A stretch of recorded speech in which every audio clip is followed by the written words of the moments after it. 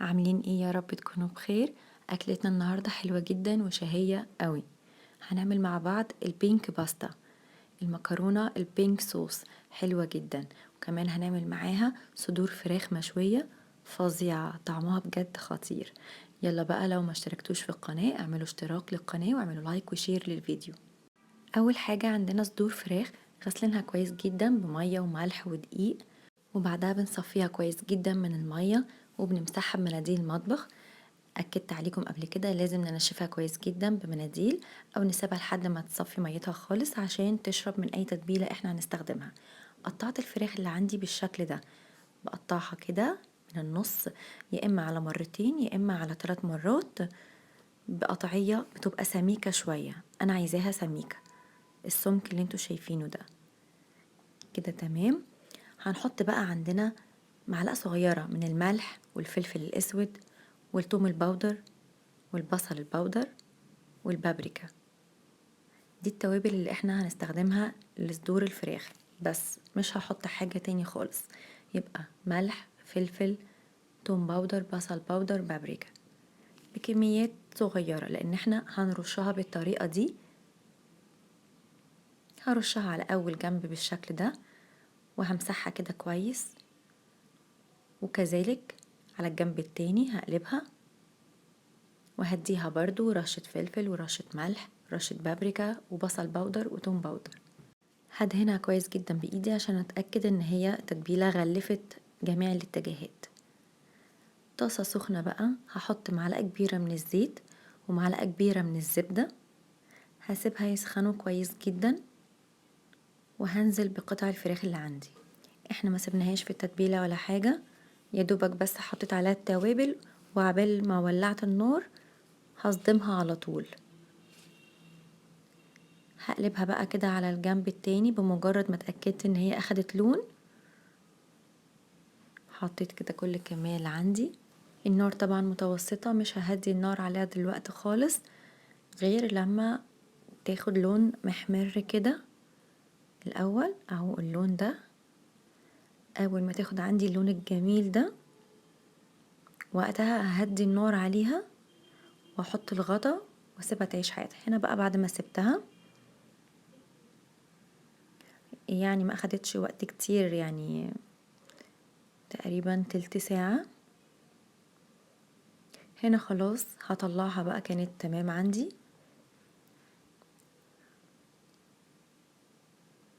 هطلعها على طبق وهشيلها في مكان مقفول في البوتاجاز او في الميكروويف لحد ما نخلص باقي الاكله.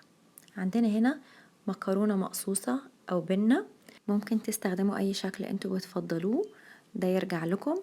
وحطيت معلقه صغيره مليانه من الملح، لازم نظبط الملح كويس جدا معانا لاني مش هستخدم في الصوص خالص اي ملح، فلازم تظبطوا الملح برضو بتاع سلق المكرونه.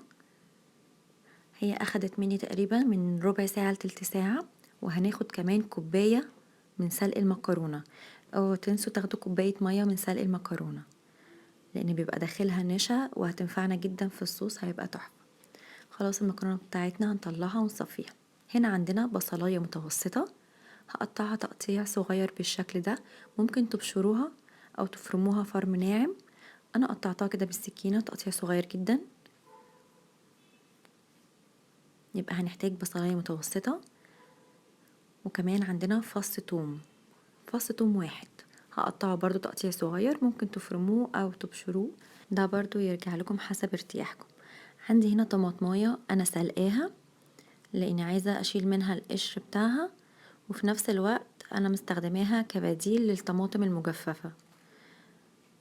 فهنسلق الطماطمايه، سلقتها تقريبا زي ربع ساعة، بتعملوا لها تيست بالشوكة كده، وقطعتها طبعا تقطيع صغير جدا. في طاسة غويطة حطيت معلقة كبيرة من الزيت ومعلقة كبيرة من الزبدة، هسيبهم يسخنوا كويس، وبعد كده هنزل بالبصل اللي احنا قطعناه تقطيع صغير او سواء لو فرمينه.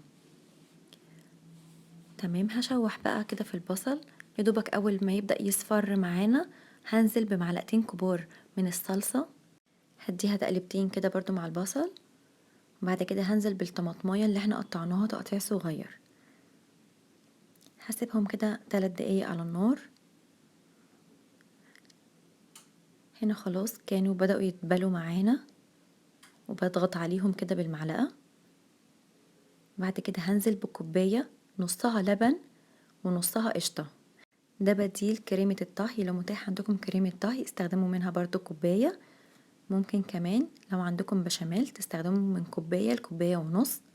لو مش متاح كل ده ممكن كمان تستخدموا كوباية لبن وتحطوا عليها معلقة دقيق وتقلبوها. هنا بقى انا نزلت بكوباية مية سلق المكرونة اللي كنت شايلاها، واديتها تقلبتين كده مع الصوص.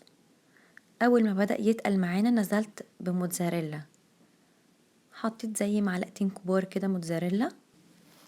هقلب بقى كويس جدا كده لحد ما الموتزاريلا تسيح معانا، وبعد كده هنزل بالمكرونة هقلبها كده بقى تقلبتين.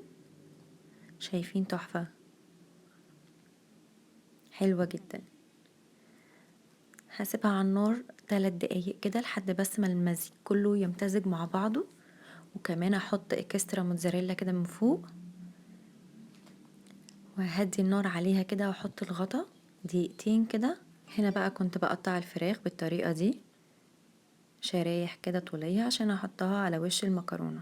شايفينها تحفة بجد، طعمها يجنن، حلوة جدا كمان للناس اللي بتعمل دايت هتبقى حلوة جدا. هنا بقى خلاص بعد ما سبتها دقيقتين هقلبها بقى كده مع بعض، كل حاجة كده سايحة في بعضها كده فظيعة. هحط بقى رشة بقدونس كده أخيرة، هقلبها كده بسيط. بعد كده هنزل على الوش بالفراخ اللي احنا قطعناها. شايفين خطيرة بجد، وجبة متكاملة كاملة من كل حاجة. شايفين المكرونة خطيرة، والفراخ كانت طعمها بجد يجنن، كل حاجة كانت مظبوطة جدا. لازم تجربوها، وهستنى كومنتاتكم، وما تنسوش تعملوا سبسكرايب ولايك. يلا باي باي.